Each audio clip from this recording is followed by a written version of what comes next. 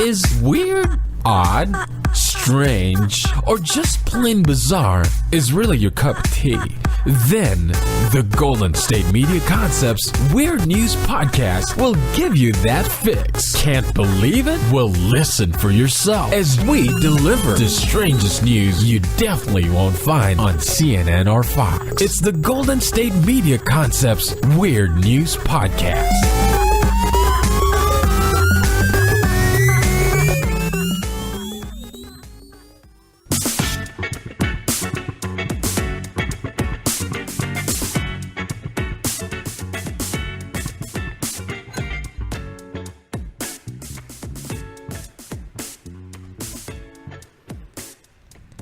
Hello and welcome to the GSMC Weird News Podcast, brought to you by GSMC Podcast Network. I'm your host, Staci. And I'm your co-host, Sarah. And I think it's so funny that our first story today is about an animal, because our whole last episode was about animals in I feel like Montana and Ohio. And well, yeah, it got a little... Animals and segues. Yeah. As always. Now, would you read the opening, just the headline of the notes that you have? Okay. Thieves steal shark from aquarium by disguising it as a baby. When I read that, I was reading, and I must have been like thinking something else. You know how sometimes you read something and it just doesn't make sense? Because I read it that the sharks stole a shark. That shark stole a shark from an aquarium and disguised it as a baby, and I was like, "What? That is weird." I mean.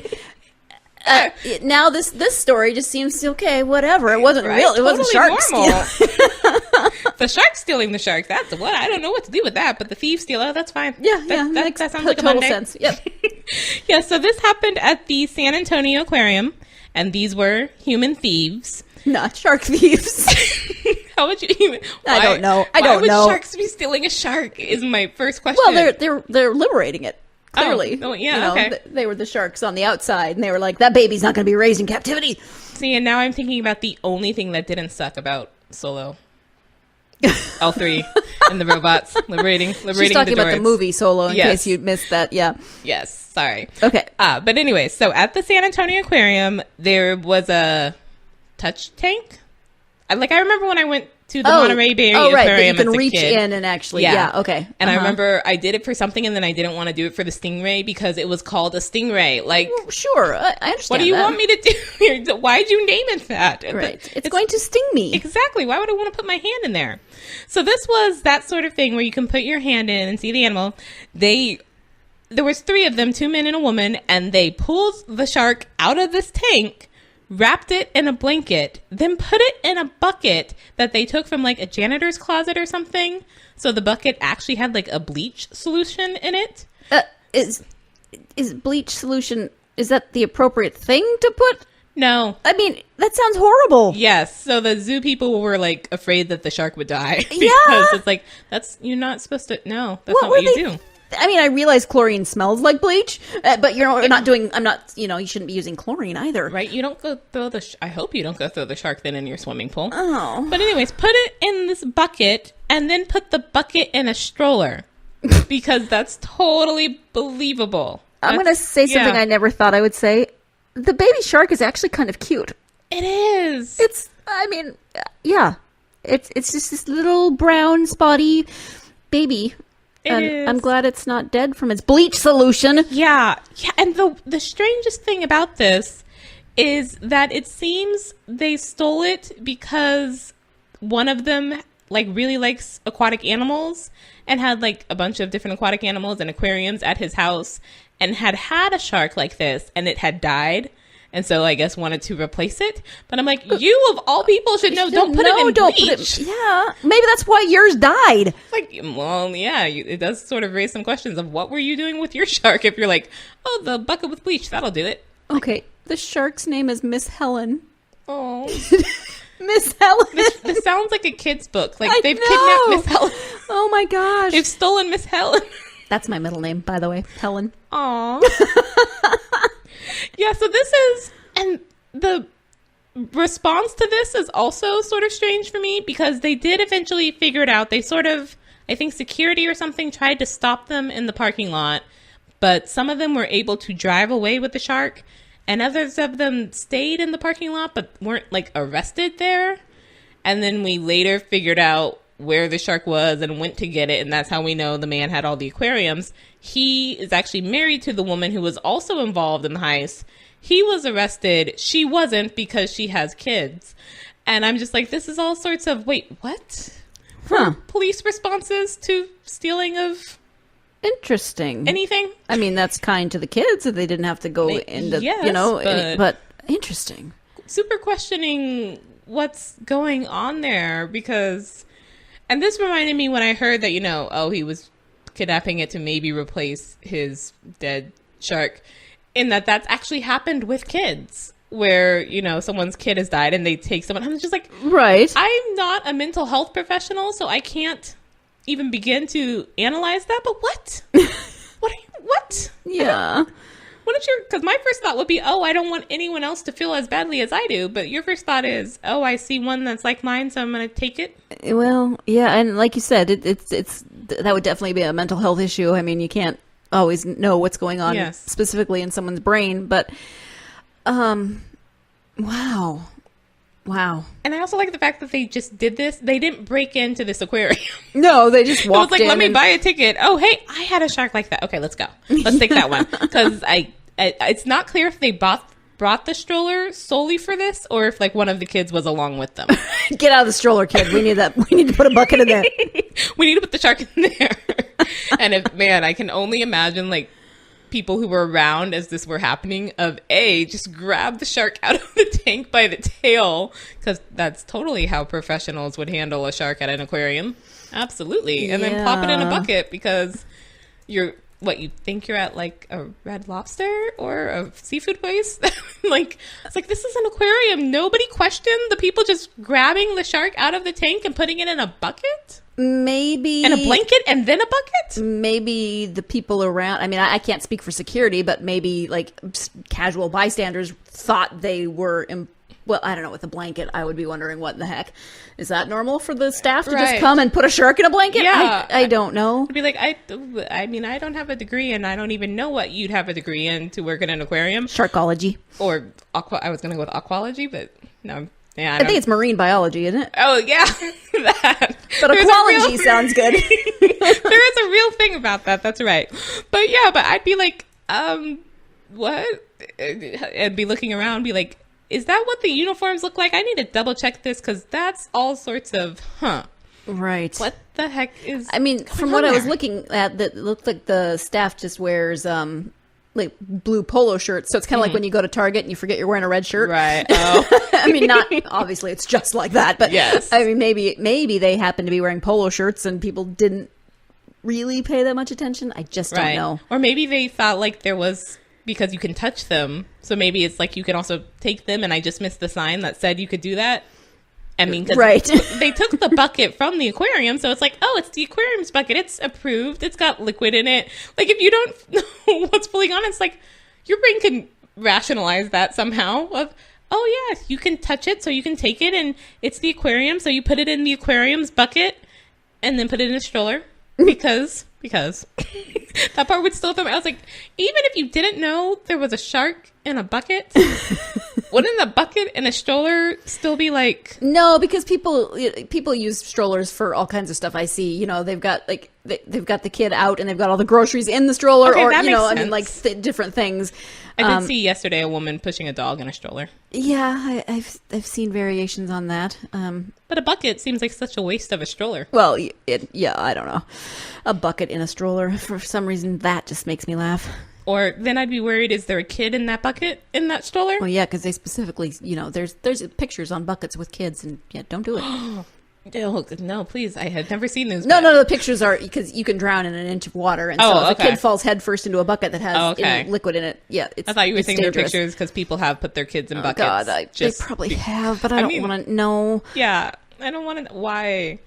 I don't want to know why, but also why. Just what? Like, I'm very thankful my mother didn't put me in anything strange. Yeah, except maybe strange clothes. I mean, we were more upset, my sister and I, if ever we had things that looked alike. than anything else. Our clothes sure. weren't actually too strange, but it was just like, I don't want to look like my sister, because people used to ask us if we were twins, which I never understood because we're a year and a half apart and don't look anything alike. And I was just like, Yeah. no. My sister and I are 6.5 years apart. She's blonde and my brunette. We look very, we have similar features if you pay attention, but we don't look a lot alike. So we actually got the flat out question one day: do you have the same father? wow. Yeah, but being that she was 6.5 years older, I did want to look like her. I always wanted to borrow her clothes and that kind of stuff. And she was probably so super annoyed at having to have a little sister tag everywhere. See, I feel like 6 years must be like a magic number, because my friend is 6 years apart from her sister, and they're really close. I'm a year and a half apart from my sister, and we are not. No, definitely not. I love her, but we're just not. Depends 6 on the years is a family. magic number or something. Something. Because technically 7 from, I don't know. we're off topic, as we always are. Yeah, that has nothing to do with sharks in a bucket. No. So yeah, the shark was recovered. Did Miss not Helen seem is to be safe and being reacclimated. See, Miss Helen is safe also sounds like a children's book. Yes. Someone get on this. Write this down somewhere as a book. I can actually just see this of the shark's adventure. The baby shark has an adventure. Right. Yes. So glad to hear the shark is safe. The bleach did not negatively affect it. It seems the aquarium people, of course, checked it over, and it seemed to be doing just fine despite its quote unquote adventure. Yeah. So all's well that ends well, I guess. Maybe. Yes, but don't steal sharks, people. Why would you steal? Go to an actual pet store. They actually sell them. They will give you a receipt for it. Stealing the shark from the aquarium, you're depriving everybody else of that shark. And also the shark from its shark friends. And don't take it if you're going to put it in bleach. I mean, if you don't know what you're doing, don't take, don't buy one either. Yeah. I don't know that any aquatic thing should go in bleach, period. No. That's our PSA for today. So we're going to take a short break. Stay tuned. This is your ultimate stop for everything sports. The Golden State Media Concepts Sports Podcast. Should I say more? From the NFL, MLB, the NBA to MMA, it's all in here. The Golden State Media Concepts Sports Podcast. Listen now.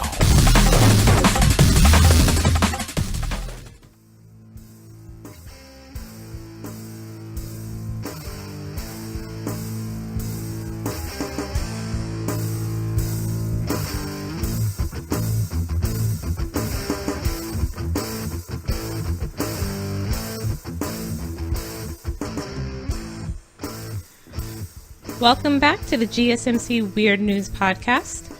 It's currently summer, and I hate it. Yeah, neither Staci nor I are a big fan of the heat.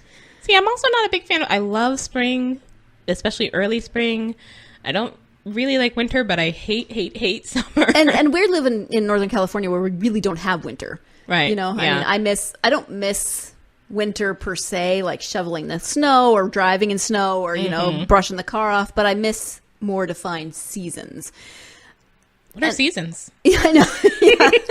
Yeah, I miss being able to actually wear sweaters in the winter and not sweat. Yes. Anywho. I love sweaters, and then when I came back from Santa Fe, it was just like, I have all these sweaters, and I have no purpose for them anymore. Yeah, and then when I go home to Montana where I can wear sweaters, sweaters are really hard to pack when they're big and bulky. Mm-hmm. So I actually have things in Montana that just live there. I was about to say. In my mother's house. I was about to suggest that. So yes, ma'am. Glad to hear you already have it. But so anyways, I quite like, and yet at the same time am somewhat worried about this next story, and that there was a Santa Congress, because there are such things as Santa Congresses. So now, was this just a Congress of Santas where they congregated, or was it a Congress where they got together to vote on very important Santa issues? Somewhere in the middle. It is a congregation of Santas, but it is an annual Congress that they have. Oh. So this was actually the 61st World Santa Claus Congress, because there's been 60 plus of these. SantaCon, if you will. Oh, yes. I didn't even see if anyone called it that, but I now kind of want a shirt that says SantaCon.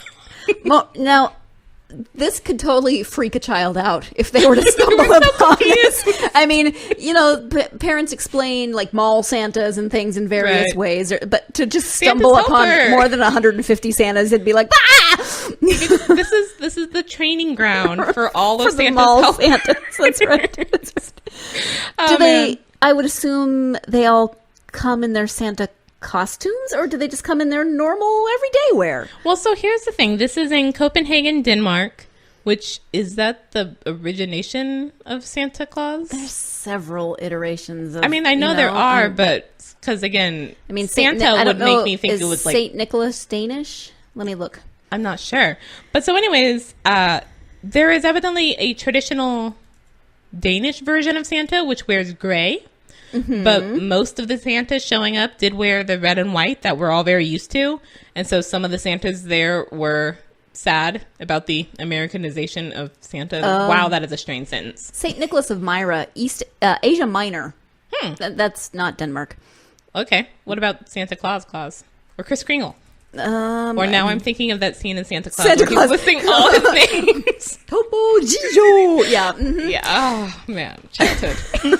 Childhood. I watch that every year. I mean, yes, but from my childhood, my mother still likes to call, what's his name, Barabbas. Anytime she sees him in any other show or movie, she's like, oh, it's Barabbas. I was like, oh, no. God, Barnaby. Yeah.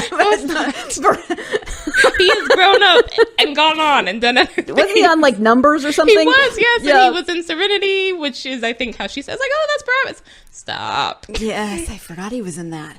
Oh, yes. This is not a bad movie to always be remembered for, but on the other hand, since he was like, a kid or a teenager, it's like, I've done other things, but sure, the Santa Claus. Right. That's what everyone would, fine. And Santa Claus 2.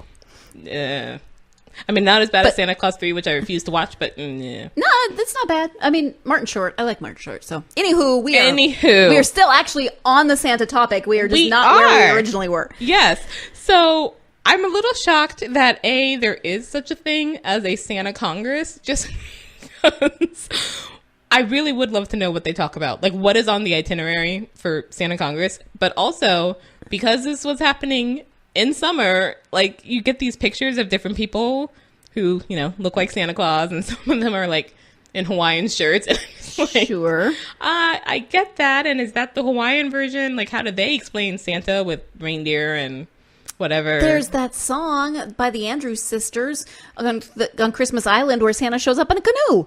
I have never heard that song. I have never even heard of that song. I know who the Andrews Sisters are, but wow. Yep. Yeah. No, I always wondered that, like, when I was younger, I'm dreaming of a white Christmas. Oh, what? Right. I've never had such a thing. I was in Hawaii in January, and they still had a lot of the Christmas stuff up. I mean, they go all out with Christmas decorations, probably because they don't have the other sort of aspects.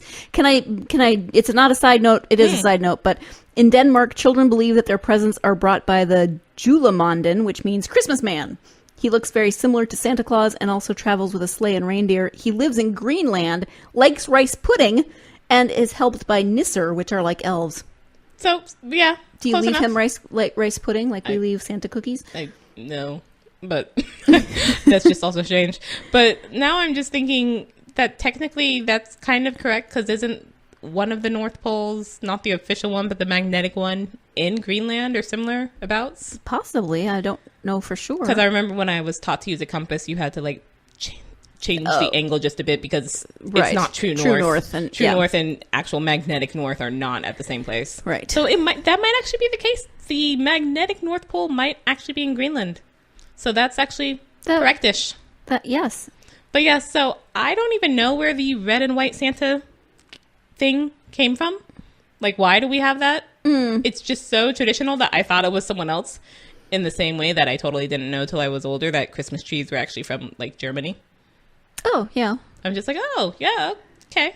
That makes, because again, certainly in Northern California, not so much of like, yeah, let's have the tree, especially the fake ones with snow. I'm like, that makes no sense. It's not going to get below like 45 here. Why do you need a tree with snow?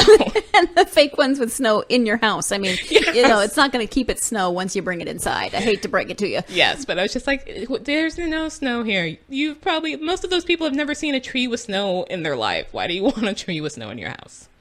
Yes. But anyways, Any hoodle. moving Why do on. I keep saying that today? Any hoodle. Any hoodle. It's like the 9th time I've said it. Maybe I just say it in my head. Any ho ho ho. Sorry. I apologize. Any whatever to a slightly different, coolish, whitish thing. There is such a thing as mayonnaise ice cream.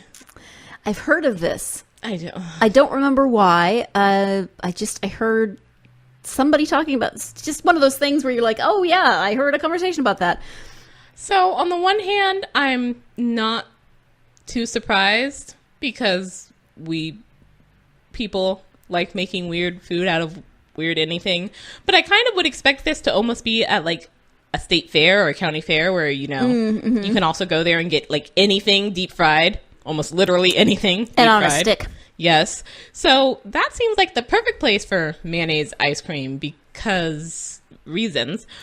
I'm not a big fan of mayonnaise, period. I hate mayonnaise. Oh, well, I don't like the smell. So just even hearing about this, I was just like, I mean, to me, I don't necessarily want to try it, but I think, okay, it's creamy. It's, you know, and maybe it's a decent substitute. It has a good amount of fat, which you need when you're making ice cream, usually. But mayonnaise is just what, egg whites and oil? Possibly. Never made my own mayonnaise, so I don't know. I'm not sure either, but there's no dairy, right, in mayonnaise? I don't think so, but I'll look that up too. And while I'm looking that up, I will say that my husband and I have been watching a thing from the History Channel. It was from a while ago, not current History Channel, about presidents. And you said July is ice cream month, right? Yes. Because of Dolly Madison. Or was it? I thought it was Reagan. Well, I don't know anymore. But wasn't she the one that said... Anyway, Dolly Madison was in there with ice cream, but her favorite ice cream was Oyster Ice Cream. Ugh. That just sounds gross. Oh my gosh. I'm now having like horrible flashbacks to when I was in college and a forestry major. I went off to forestry camp, which all the majors had to, and we had one day that was like the history of, you know, not the Forest Service necessarily, but just of like things in the forest. And so our meals had to do with that. And so like the morning meal was oatmeal with fiddleheads because that's what Native Americans would use. And then lunch had to do with like the gold rush. And so there was a story about a guy who was really poor and was down on his luck and was just about to give up or something and found this large piece of gold. So he went into town and ordered the most expensive things on the menu, which were eggs and oysters. And so we had scrambled eggs with oysters. Wow. That was a hard day for me because I'm picky. I didn't eat almost anything the whole day. I was very upset. It was just like, why? Who? And also gross. Why? So this is not actually American, or at least I didn't find it in America. This one specifically that I heard of was from Ice Artisan Ice Cream in Falkirk, Scotland. Oh. And I have no clue where mayonnaise ranks amongst like Scottish food lovers. Yeah, I don't know, but in reference to what it's made out of, you were right.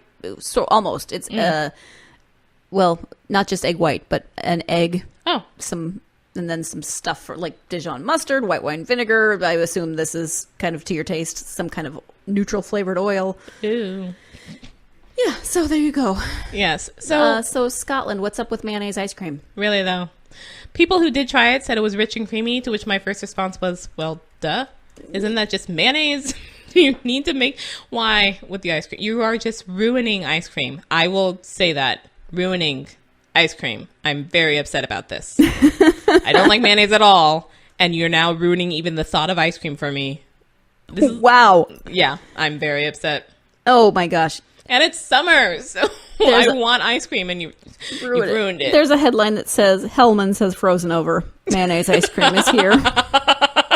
Good job, whoever. I really do like that. That's fantastic. Washington Post. Good job, Washington Post. Bravo, Washington Post. So we're going to take another short break. Stay tuned. Check out the show built around the women of MMA. From the UFC to the extreme cage fighting, we got the fights covered. Listen. It's the Golden State Media Concepts Women's MMA Podcast. The latest news of upcoming fights, discussions of previous matches. Join us as we talk to and about the biggest names in women's mixed martial arts, past, present, and future. When it's the women's fight game, you know where to listen to. The Golden State Media Concepts Women's MMA Podcast.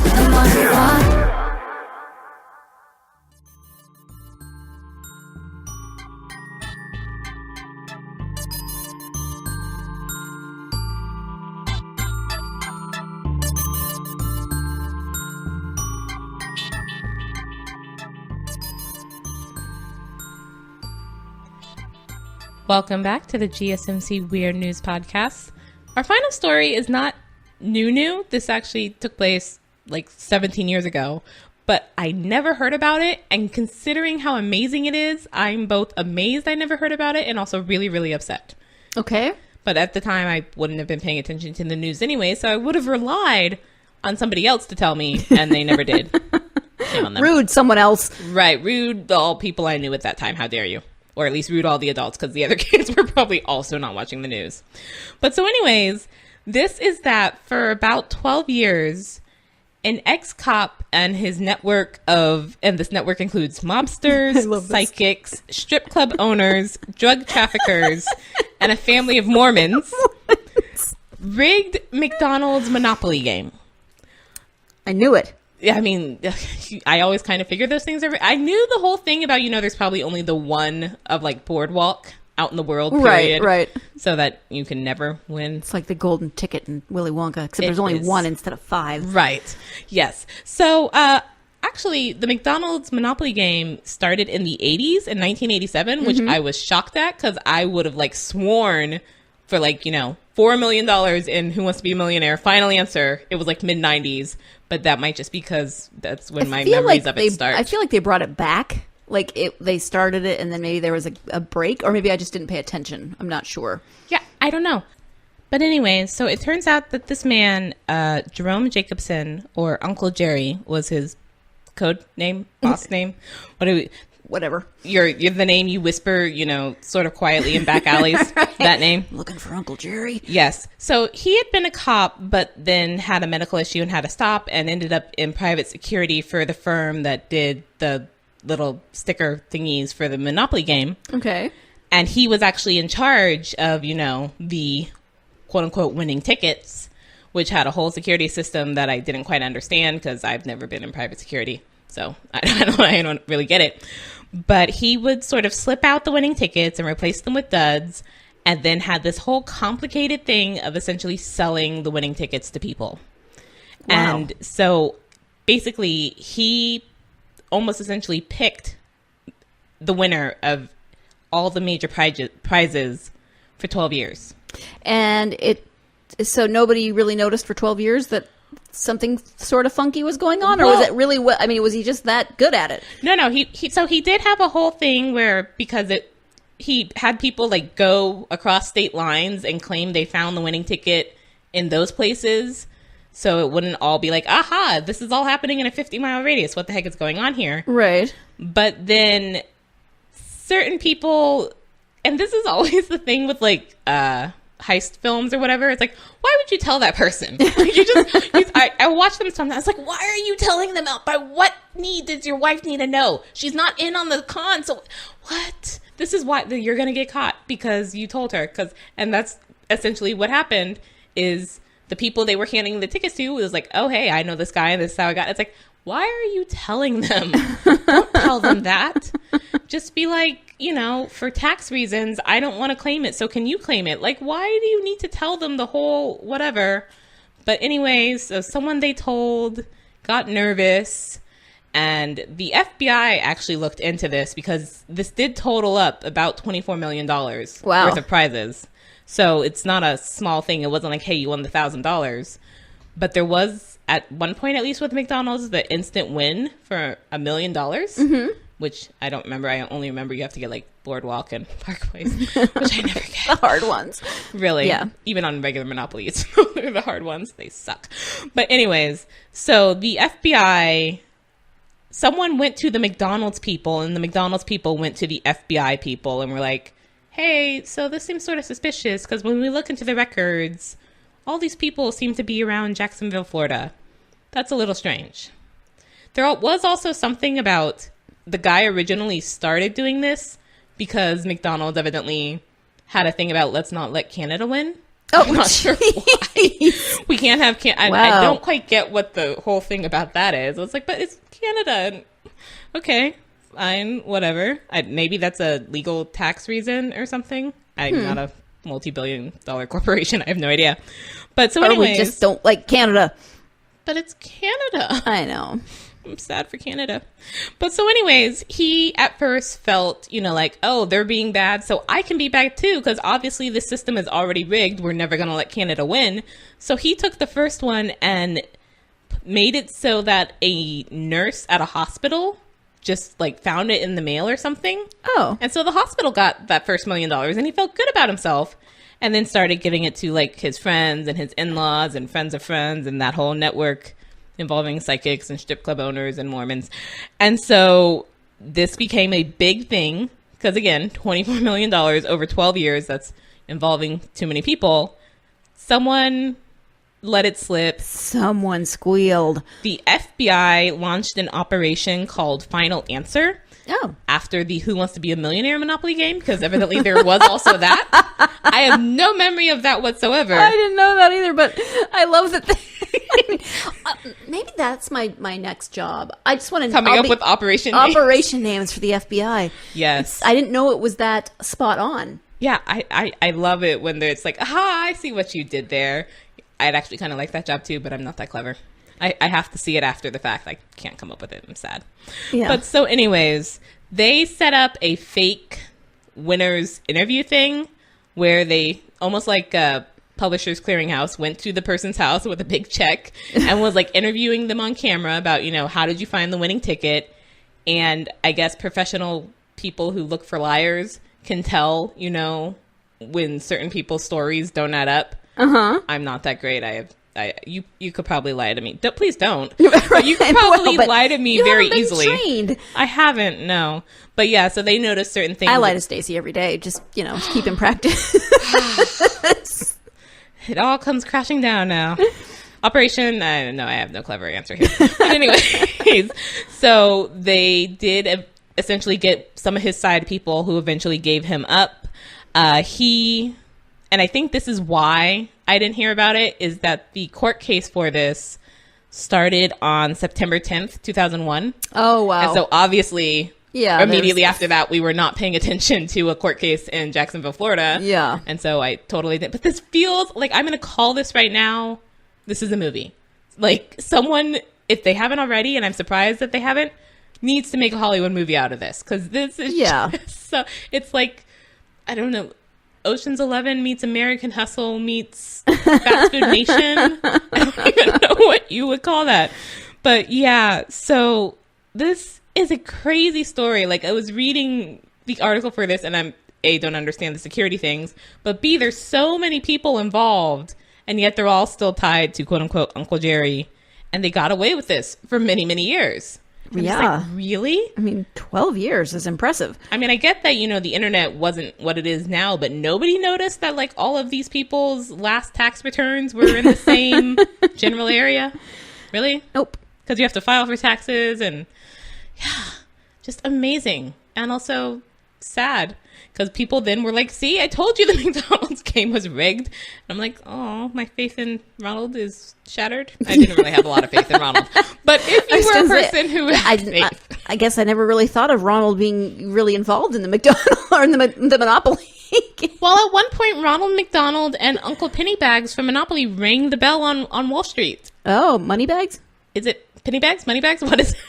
I don't know. I dislike Monopoly. My sister likes it very much. She always wins.